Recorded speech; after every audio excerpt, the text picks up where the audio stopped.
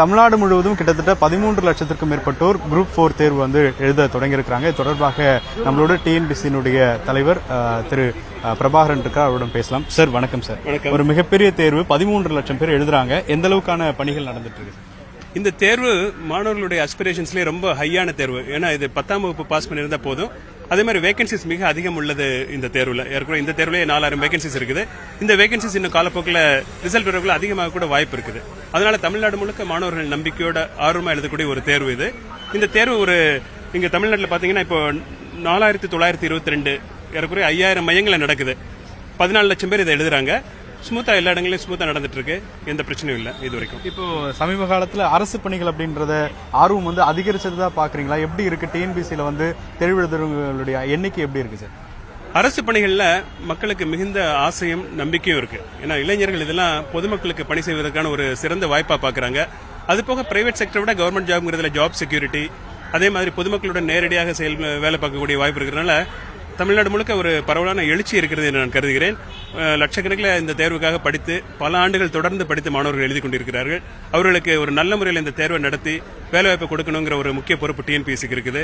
இது செயல்படுத்துறதுல நாங்கள் மிகுந்த மகிழ்ச்சி அடைகிறோம். சரி, இன்னைக்கும் இப்போ ஒவ்வொரு தேர்வுக்குமே அந்த கொஞ்சம் லேட் கமர்ஸ் இருக்கிறாங்க. ஸோ அவங்க அடுத்த முறை தேர்வுக்கு எப்படி தங்களை ப்ரிப்பேர் பண்ணணும், இந்த மாதிரி தாமதமாக வர்றதை எப்படி தவிர்க்கணும்னு பார்க்குறீங்க? நிறைய பேர் சென்டர் குழப்பம் இருக்கு, அதனால சொல்றாங்க.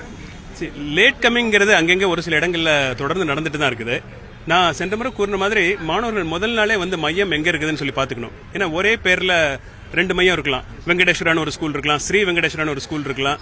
ஏன்னா இது அவங்களுடைய வாழ்க்கை சம்பந்தப்பட்ட பிரச்சனைனால மாணவர்கள் முதல் நாளே மையத்தை பாத்துக்கணும். பதட்டம் இல்லாம பரீட்சை எழுதணும். அதே மாதிரி இந்த தேர்வு 9 மணிக்கு தான் தேர்வு தொடங்கினாலும் தேர்வு நடைமுறைகள்னு ஒன்று இருக்கு இல்லையா, அது 9 மணிக்கே தொடங்கிடும். ஏன்னா 9 மணிக்கு நம்ம ஆன்சர் ஷீட்டை மாணவர்கள் கையில கொடுத்துருவோம். அது அவங்களுக்கு உரிய ஆன்சர் ஷீட் தானா. அப்புறம் அந்த ஆன்சர் ஷீட்ல 1 பேஜ் இன்ஸ்ட்ரக்ஷன்ஸ் கொடுத்துருக்கோம், அதெல்லாம் மாணவர்கள் படிக்கணும். அதுக்கப்புறமா 9 கொஸ்டின் பேப்பர் நம்ம கொடுத்துருவோம். அந்த கொஸ்டின் பேப்பர்ல இன்ஸ்ட்ரக்ஷன்ஸ் இருக்கும். அப்புறம் அந்த கொஸ்டின் பேப்பர் ஒவ்வொரு பேஜும் கரெக்டா பிரிண்ட் ஆயிருக்கான்னு சொல்லிட்டு மாணவர்கள் பார்க்கணும். ஏன்னா அப்புறம் பரீட்சை பாதி எழுதின அப்புறம் எனக்கு ஒரு 80வது பக்கத்துல காலியா இருக்குன்னா அப்புறம் பேப்பர் மாத்த முடியாது. ஏன்னா கொஸ்டின் பேப்பர் நம்பர் அவங்க ஷேட் பண்ணணும். இந்த ஹாஃப் அன் அவர் கட்டாயம் வேணும். அந்த ஹாஃப் அன் அவரும் எக்ஸாம் ப்ராசஸ் தான். ஆன்சர் பண்ண மாட்டாங்களே தவிர எக்ஸாம் ப்ராசஸ் எப்படி ஃபிளைட்ல ஏறிட்டு ஃபிளைட் கிளம்புறதுக்கு ஒரு 15 நிமிஷம் முன்னாடியே எல்லாரும் இருக்கணும் இல்லையா, அது மாதிரி மாணவர்கள் முன்கூட்டியே இந்த தேர்வுக்கு வந்துடணும். கிட்டத்தட்ட 14 லட்சம் பேர் எழுதுறாங்க. ஸோ எப்படி திருத்துவீங்க சார்? பேப்பர்ஸ் இப்போ நிறைய தொழில்நுட்பம் வந்துருச்சு. இது எவ்வளவு உங்களுக்கு ஸ்ட்ரகிளான விஷயம்? பேப்பர் திருத்துறதுங்கிறது ரொம்ப இந்த காலத்துல டெக்னாலஜி அட்வான்ஸ்டா இருக்குது. இது இருந்துட்டு OMR ஸ்கேனிங் தான். மாணவர்கள் பிளாக் பாயிண்ட் பால் பாயிண்ட் வச்சு அதை ஷேட் பண்றாங்க. அந்த ஷேடை ரீட் பண்றது தான் நம்ம பண்ண வேண்டிய டெக்னாலஜி. ஸோ இதுக்கு ரொம்ப சாதாரணமான டெக்னாலஜி காமனா அவைலபிளா இருக்குது. நாங்க ஒரு நாளைக்கு 1 லட்சம் குறைந்தபட்சம் திருத்தக்கூடிய கெப்பாசிட்டி இருக்கு டிஎன்பிஎஸ்சில. 14 டேஸ்ல நார்மலா முடிச்சிடலாம்.